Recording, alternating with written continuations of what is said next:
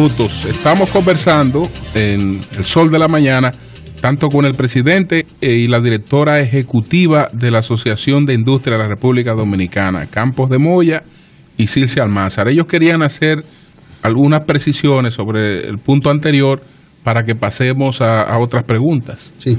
Sobre el punto anterior, yo quiero, Julio, hacer una pregunta específica para que lo hagan ahí mismo de una vez. Y ya preguntaste con eso. No, entonces la pregunta mía vendrá después sobre otro aspecto, pero no quiero que esto pase porque el conflicto que hay ahora es, sobre todo con el sector de los empleados, de los trabajadores, es que ¿por qué no se hace retroactivo a enero? Que parece justo, o sea, eso parece un sentido de justicia. Y si ese es el conflicto, si ellos aceptaron, como dice Campos de Moya, ellos aceptaron el 14%, tal vez lo aceptaron con la ilusión de que fuera retroactivo. ¿Por qué entonces no tener una actitud, abierta? ¿Tú sabes lo que significa un salario retroactivo? Está bien, pero déjame que... No, pero te pregunto, tú como empresario. No, yo no sé. Yo soy empresario, pero yo estoy dispuesto a hacerlo por el bien de los trabajadores. Yo no sé tú. Ok, pero tú sabes lo que significa. Es más, yo lo voy a hacer. Pero tú sabes lo que significa. ¿Tú crees? Porque tú crees que nada más es el aumento del trabajador. No, porque estoy hablando de a los que están empleados ahora mismo. Ese aumento, tú dáselo desde enero, ¿por qué no, Julio? Sí, por ejemplo. Julio es la conciencia de la conciencia de clase. Entonces, entonces también. Eso es justo. Sí, claro, pero un salario de salario mínimo estamos hablando. Perfecto, que son, ¿cuánto? 11,000 pesos. 11,290. Ahora se aumentó a 12,800. Mil y pico la diferencia. Perfecto. Si lo la mitad de eso. Si multiplica por 5, estamos hablando 8,000 o 9,000 pesos. Sí, yo creo que eso es justo. Pero yo creo que es justo. Pero ustedes creen que nada más es eso. No, yo estoy hablando de ese aspecto. Pero ustedes creen que nada más es eso. No, el planteamiento le está haciendo Tú no sabes que eso te manda directo y en vivo para de Guarocuya y para la TCS y para una serie de cuestiones. Pero ve acá. ¿Tú crees que el salario nada más es lo que le paga el trabajador? Tú pagas el doble de lo que tú le pagas al trabajador. Tú lo tienes que pagar. Estoy hablando del salario, el aumento salarial. Es retroactivo a enero. Óyeme, Eury, tú tienes toda la potestad. Acuérdense que nosotros lo que estábamos discutiendo ahí era una tarifa de salario mínimo. Sí, qué bueno. Una tarifa de salario mínimo es el referente mínimo.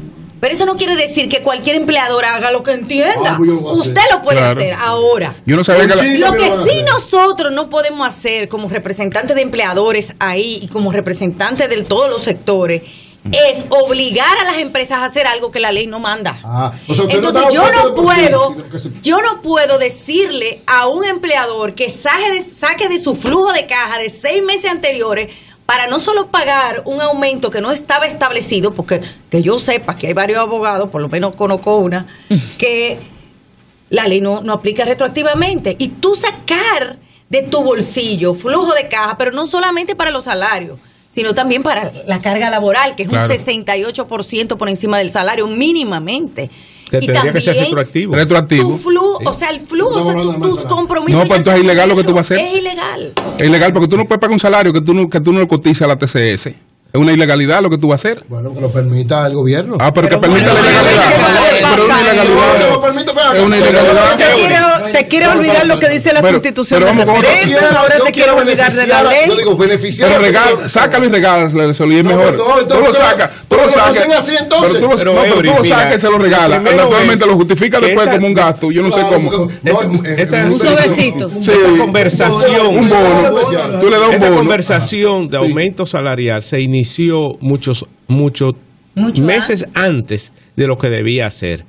La ley establece muy claro que cada 2 años se hace una revisión salarial. Los 2 años no se han cumplido todavía. O sea, tú estás diciendo que si nosotros como empleadores aceptáramos echar para atrás lo que se ha pactado, ya va a significar que estamos creando un precedente que no es a los 2 años, como dice la ley, que se aumentan los salarios, que va a ser que se están haciendo aumentos salariales al año. Eso es número 1. Número 2, hay empresas que se pueden dar el lujo de aumentar eso retroactivo, y eso está en libertad de cada quien hacerlo. Lo que nosotros no podemos decirle a una pequeña empresa es: a tus 20 empleados, que tú le tienes que aumentar 1,800 pesos por 5 meses, por 6 meses retroactivo. Tienes que agregarle a eso el 68% de servicios sociales, de carga laboral que que tiene cada empleado, muy posiblemente muchas de las pequeñas empresas no tienen el capital para hacerlo y van a terminar cesanteando. José, yo quería... Campo, lo voy a pensar lo que no. Yo tengo aquí un informe que publica el Diario Libre de la Organización Internacional de Trabajo. Quería leerles un párrafo de ese informe, pero antes quería hacerle una pregunta. ¿Cuántos salarios mínimos hay en República Dominicana? Como 20. 3. Mira, la ley establece, José, la posibilidad de tú discutir salarios por rama de actividad. Y no la define claramente, sino que se van creando de acuerdo a los pactos colectivos con los sectores. Pero hay promedio. Hay 13 salarios actualmente. 13. ¿Cuál es el menor y cuál es el mayor? 13 salarios mínimos. El menor anda por los 6,000 y pico de pesos. Que ese es el mayor. Es una propina de un rico, un el restaurante. del gobierno también. El gobierno tiene, en los ayuntamientos hay por ejemplo, una señora que una señora que vende dulce, una señora que vende dulce, eso es lo que paga una señora que tiene una dulcera, ¿no? Sí, pero yo quería, esa es la primera pregunta para pasar a la otra. Entonces, hay salario mínimo hasta de 6,000 y el máximo, si le aplicamos el 14, llega como a 12,000. 12,000 y pico. 12,872 pesos. Entonces dice aquí, la Organización Internacional del Trabajo en su informe del 2013 se hace eco de las estimaciones del Banco Central sobre el costo de la canasta mínima de bienes para el quintil más pobre, para el 20% de la población más pobre. Dice ese informe que el pago del salario mínimo promedio el pago del salario mínimo promedio no alcanza para cubrir las necesidades básicas, solo para el 5.4%. Ahora ellos dicen que el crecimiento anual de la productividad laboral es de 3.1 de crecimiento, que eso no se traduce en el salario. Eso como ustedes lo abordan. Y segundo, yo quisiera, aunque está fuera de este tema, una opinión sobre el proyecto de ley de partidos, de ley de partidos políticos. Okay. El crecimiento laboral que es de un 5.4. Y tú hablas de lo de la ley de partidos. Perfecto. Okay. Sí.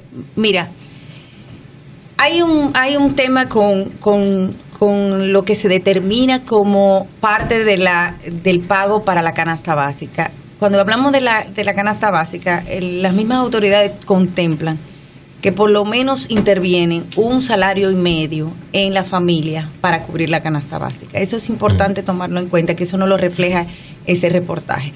Pero aún así... o sea, 1,5 salarios significa que... O sea, 1,5 salarios, o sea, 2 familias. 2 familias para por cubrir lo menos una. 1,5, exactamente. Para cubrir una, o sea que siempre van a arrastrar un déficit, pero fíjate algo, José, y ahí es que yo quiero entrar, y tú tocaste 2 temas importantes. Uno, el costo de la canasta básica per se, que incluye muchos servicios sociales que lo tiene que pagar la población porque no están suministrados por el gobierno, por el Estado. Y eso es algo que tú no lo vas a poder resolver con salario, porque siempre vas a tener un círculo vicioso, porque en la medida en que... Por ejemplo, ¿cuáles son esos capítulos? Transporte, servicio de agua potable que tiene que comprarlo, todo eso está incluido. Está incluido todo el tema de salud, está incluido educación ahí. O sea, ahí hay muchos elementos que se supone que deberían estar suministrados por el Estado y que sin embargo se incluyen en la canasta básica. Entonces, porque ¿qué pasa? Si nosotros nos llevamos de que el incremento salarial es lo que va a cubrir totalmente todos estos costos y no resolvemos los problemas estructurales que tenemos en el país, vamos a tener un círculo vicioso, porque lo que va a generar el salario es mayor inflación y mayor inflación y mayor inflación, y la carga va a ser todavía peor. Pero el otro elemento es que el crecimiento de la economía está yendo a sectores que no están generando fuentes de empleo. Pero no solo fuentes. ¿Cómo cuáles sectores? Sectores de servicio. Y sectores de servicio que no generan, con eso no digo que no generan empleo, sino que generan menos empleo, que es los sectores transables de la economía. Y cuando yo hablo de sectores transables de la economía, son industria, agropecuaria, el turismo, las mismas zonas francas. Entonces, tenemos que fortalecer. Hoy mismo la preocupación que tenemos es cómo nosotros hemos tenido crecimientos paulatinos todos los años, con crecimiento por encima de la media de Latinoamérica, y sin embargo las exportaciones decrecen. Sin embargo las exportaciones decrecen. ¿Cómo tú vas a tener un país que viva a expensa de importaciones? Aquí hay un problema estructural y lo hemos dicho varias veces. Estamos consumiendo más de lo que producimos. Más de lo que producimos. No estamos produciendo. Por eso el problema. ¿Y cómo se financia ese consumo entonces? Se está financiando con deuda. Lo de la ley de partido, entonces, Santos. Sí, ay, Eury. Lo de la ley de partido. Ay, sí. eso el gobierno, ese fundazo, ¿eh? Sí. Pero es un problema estructural. ¿Es así? El sector empresarial hace tiempo que viene buscando la aprobación por parte del Poder Legislativo de una ley de partido. Pero esa ley de partido, lo que el sector empresarial ha procurado es que sea una que clarifique las fuentes de los recursos económicos, que limite el tiempo en que se hacen las campañas, que le permita a cualquier ciudadano participar en unas elecciones, buscar, como lo establece la Constitución, ser electo. Y en realidad el proyecto de ley que ha estado cursando ha sido modificado en forma tal que hoy, de ser aprobado así, realmente no le da la oportunidad al ciudadano común, al ciudadano interesado en participar seriamente en política, a entrar a esto, porque requiere muchos recursos, porque va a estar compitiendo con candidatos que ya están enquistados en el sistema y candidatos que tienen fuentes de recursos que pueden usar ilimitadamente. Entonces, esa es la preocupación que nosotros como sector empresarial tenemos. Pero, y que quisiéramos... o sea, la propuesta de ustedes, que ustedes tienen una propuesta específica que incluye cuando la comparamos con el proyecto que está en el Congreso. ¿Qué es lo que yo quería? El proyecto original era un proyecto mejor que el que está, el que ha sido modificado. Pero aún insuficiente. Aún el otro insuficiente. Claro, sí. Ejemplo, incluso ahora ya el momento que ha sido aprobado, con todas las deficiencias que todos sabemos que tiene, ni siquiera va a impactar directamente en la escogencia interna en los partidos, en los procesos internos de los partidos, ya es temporáneo. En los actuales momentos nosotros tenemos precandidatos de diferentes partidos en la República Dominicana que arrancaron a hacer campaña inmediatamente al día siguiente de la juramentación presidencial y que han afichado el país entero y que han... Sí, pero es que todo eso ustedes deben presionar para que eso sea transparente. Por ejemplo, ahora mismo Google acaba de ser definida en Estados Unidos por las diversas instituciones que fiscalizan el lobby como la empresa que más lobby paga en Estados Unidos en el Congreso. Pagó este año, tengo el informe en la mano, $14 millones de lobby, Google. Sí. 18.8 específicamente, porque se agregan unos lobbies locales. O sea, Google, que fue la que más dio después de finanzas y comercio, invirtió $16.8 millones en el Capitolio, en el Congreso, para generar leyes, resoluciones, y eso está transparentado. ¿Cómo deben hacerlo? Yo quisiera saber, por ejemplo, cuánto ustedes dan a los partidos, cómo ustedes le dan dinero a los partidos en la campaña. Bueno, en la asociación de industria. Cada empresa maneja ese presupuesto. Pero eso está limpio, yo lo puedo ver. Cada empresa maneja diferentes formas. Yo no sé miren cómo yo veo el de Google, y yo no soy gringo. Está aquí el informe, lo pueden ver. Ahí dice que Google dio 16.8, pero dice quién dio todo, Pero ahí está la cifra de todas las empresas. ¿Y cómo nosotros? Eso no es financiamiento a partidos. No, pero yo estoy hablando porque no estamos en campaña ya. Yo sé lo que es un financiamiento. Pero eso es precisamente lo que estamos apoyando. O sea, que haya la transparencia de los aportes que dan las empresas privadas. Que haya total transparencia. ¿Y cómo ustedes le dan a los partidos, ustedes los empresarios? ¿Cómo lo hacen? Sí, son las, mire señores, nosotros hemos buscado. Yolanda nos ha preguntado, Álvaro, y estamos concluyendo. A un candidato, a un partido, sea transparente, inclusive que sea deducible de los impuestos, como es en el caso de Google, porque eso que ellos están gastando ahí es deducible de sus impuestos. Bueno, no, después ya cuando concluyamos, vamos, Yolanda. Sí, con el tema de la competitividad, que es algo que tenemos tiempo empujando y que casi se convirtió en un cliché. Tú ves, hablar de competitividad, pero al final, a pesar de los esfuerzos, como que los resultados no estamos del todo conformes.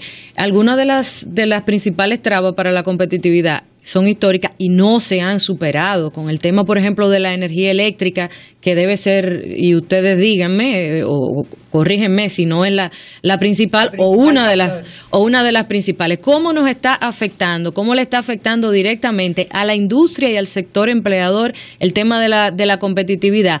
Y Circe, fuera de en la pausa, mencionaba un punto en relación también a los sindicatos y a la libertad sindical. A propósito de esto mismo de competitividad, a ver si nos elabora un poco. Okay.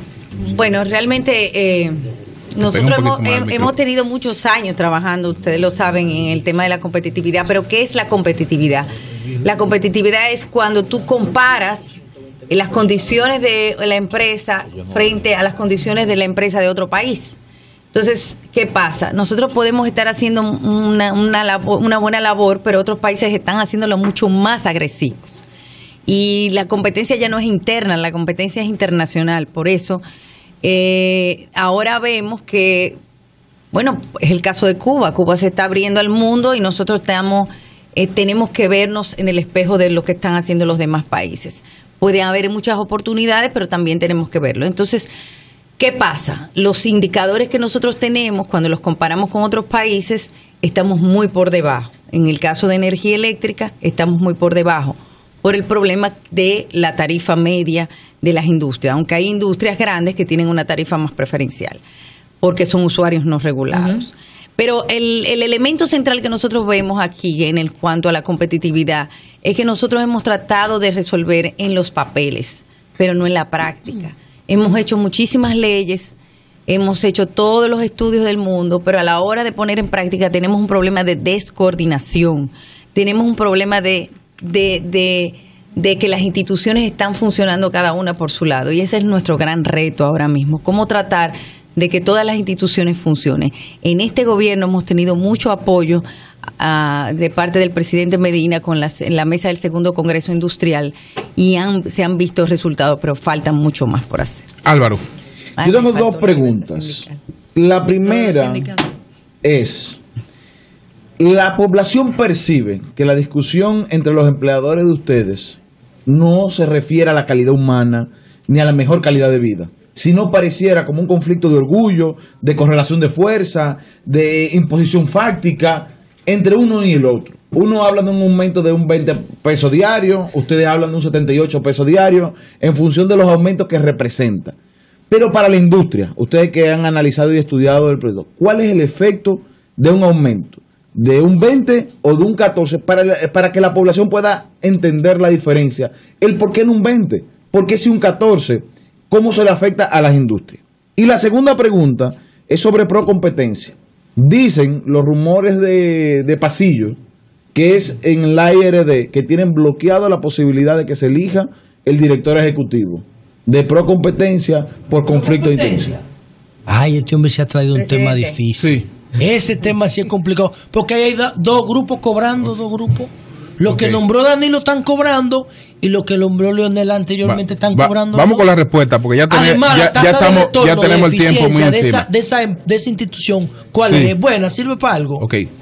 Sí, déjame decirte, yo personalmente y como presidente de la Asociación de Industria me he reunido en varias ocasiones con la presidente de Procompetencia. También lo he hecho en el pasado con algunos de los directores que fueron escogidos inicialmente y que ya su periodo terminó para formar parte de Procompetencia. Nosotros en la Asociación de Industria definitivamente no estamos opuestos a la designación de un director ejecutivo para el organismo, ni la designación de los directores que hacen falta para completar el acuerdo. Mi propuesta sería que el gobierno dominicano asuma el compromiso que tiene y someta al Congreso Nacional la terna que debe ser evaluada por el Congreso Nacional, creo que por el Senado específicamente. La sometió, lo que tiene que nombrar el director ejecutivo. Y que someta también la designación del director ejecutivo. No sé cuál es el problema. Yo no tendría ningún inconveniente con eso. Hay gente cobrando sin trabajar. La otra inquietud, ¿cuál es? La otra inquietud, Álvaro. Sobre cuál es la diferencia en proyección humana para las industrias, sobre el 20 o el 14. Bueno, porque para el empleador sabemos que no es... En cierta forma, eso era lo que estábamos tratando de explicar hace un rato. No es únicamente subir un 14%. Sí. A ese 14% tú tienes que agregarle lo que te cuesta los servicios de salud, el servicio de pensión. Claro. De hecho, uno de los planteamientos muy importantes y que no lo hemos tratado hoy en día es la discusión del código laboral. Sí. Una de las razones por la cual nosotros, el sector empleador, estamos interesados en esta discusión es porque si se hiciera una modificación que nosotros consideramos que se debiera llevar y que no conlleva retroactividad tampoco, que es el término de la cesantía, el sector empleador podría sustituir eso por un aumento salarial adicional. Una pregunta. ¿Puedo hacer mi última pregunta? Yo también la última, que con un sí o no que se responde, Julio. ¿Eso sí o no? Perfecto. Mi última pregunta, ¿qué va a pasar en los próximos 2 años cuando vuelva a tocar la revisión del salario mínimo? Porque si bien los trabajadores dijeron que no... Vamos a esperar los 2 años, entonces tenemos 2 años. No, porque hay temas pendientes, no podemos esperar al 17 a volver a tener la misma historia. Los trabajadores dijeron que no van a impugnar. Sin embargo, se retiraron del diálogo tripartito para la modificación del Código Laboral y se retiraron de todos los organismos. Pero donde tenemos fe en que hay una comisión tripartita, Infotep y todas las instituciones. Los trabajadores están indignados porque recibieron un tratamiento de parte de los empleadores que representa a ustedes no son importantes. Las negociaciones en este año comenzaron en enero. Y fue como a la 5ª reunión, después de varios meses, que le hicieron una propuesta. Iban a las reuniones sin ninguna propuesta. No, María Elena no es correcto. ¿Cuándo presentaron la del 8%? Ellos solicitaron que se reuniera. No. Aquí yo quiero aclarar. Es distinta esta en mujer. La resolución anterior se acordó lo que establece la ley. Que si al año las condiciones ameritan una revisión salarial, las partes asumen el compromiso de que si hay condiciones para una revisión, cuando hablamos de revisión no quiere decir aumento, revisión, se reunirían. Pero si hay las condiciones demostrables, la ley establece el procedimiento para poder convocar después de 1 año. Ellos pidieron en la prensa convocar el Comité Nacional de Salario. En enero. No, el año pasado lo pidieron. Pero no lo justificaban. Luego lo justificaron. El Ministerio de Trabajo tiene que responder a esa justificación. Luego de eso, nosotros accedimos a asistir al comité con buena fe. Fuimos porque fuimos en enero convocados. Cuando comenzaron. En enero, después de convocado formalmente. En los 2 años no se habían cumplido. Pero según los trabajadores se había firmado algo. Eso es lo que dice la ley, María Elena. No es lo que se firmó. Eso lo dice la ley. Entonces, ¿por qué ellos dicen? Fue una táctica dilatoria porque en esa ocasión aceptamos un porcentaje que no queríamos. Ahora, en base a una revisión al año. Responderle la pregunta a Álvaro. Lo mío se queda sin respuesta. No, para responderte la tuya. Precisamente porque uno tiene que tener criterios fundamentales para una negociación, no puede ser antojadiza. La diferencia entre un 20 y un 14 es importante. Porque tú tienes que tener criterios y basarte en criterios. Sí. Tú no puedes hacer porque nunca es suficiente las cosas. Yo tengo la pregunta. Nunca es suficiente. Bueno. Y como yo digo, cuando voy a los sitios, yo estoy como la arepa. Los empresarios dicen que eso es mucho. Okay. Las pymes dicen que un 14 es mucho. No, 1.600 pesos es mucho para ellos. Una panadería, si la panadería no está vendiendo droga, tú vas y le dices, mira, reúneme 6 salarios, tú me vas a reunir 6 salarios desde enero hasta ahora, y tú lo vas a pagar a tu gente. Si no es droga que él está vendiendo, tú le estás planteando la quiebra. Lo dijeron claro, con ellos no cuenten para modificación del Código Laboral. Quizá una pregunta. Han sido maltratados. Que pudiera darnos una orientación de cómo debe ser este debate para lograr un resultado ostensible. Por ejemplo, la economía dominicana ¿qué tasa de rentabilidad tiene para ustedes que generan riqueza? O sea, por cada peso que ustedes invierten en la economía dominicana, ¿cuánto ustedes sacan de beneficio neto después de cumplir con todas las responsabilidades? Todo. Bueno, normalmente en un sistema económico lo que tú quieres es obtener un mayor retorno sobre la inversión que lo que te pagarían si tú cogieras tu dinero y lo colocas en un banco. Porque ¿cuánto están pagando hoy en día en un banco aquí en República Dominicana? Hay dos tasas. Un 4 o un 5%. No, porque el Banco Central entonces, paga más. Lo que el sector quiere hacer es ponerlo un poco por encima de eso. Sí, pero ¿cuánto es para yo saber? Porque cuando tú pones ese total en un lado y dices, bueno, la canasta básica es 20,000 pesos. José. Pero yo me estoy ganando por encima de eso como promedio en mi actividad económica. Pues yo no puedo darle y generar un círculo virtuoso.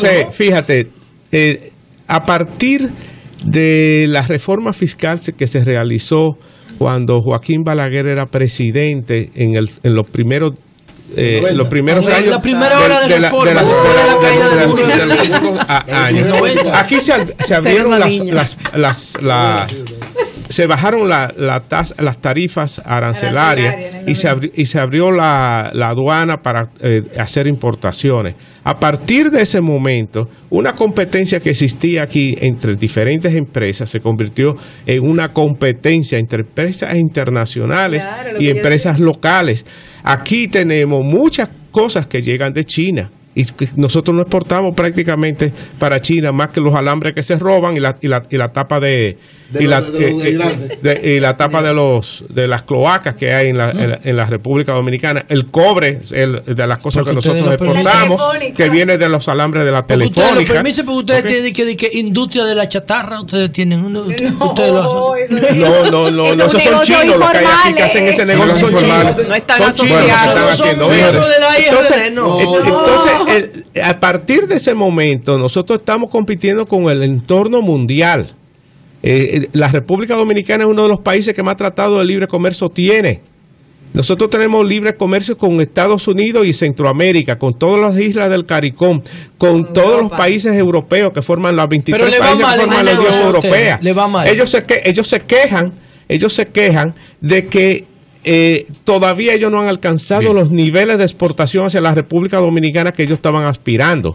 Todos esos tratados lo que han hecho es abrir los mercados nuevos. Bueno, señores, muchas gracias. Sí, no va mal con eso. Muchas gracias tanto al presidente de la Asociación de Industria de la República Dominicana, al señor Campos de Moya, como a Circe Almanzar por esta participación en el Sol de la Mañana. Nosotros continuamos, son las 9:56. Cambio y fuera, Mauricio.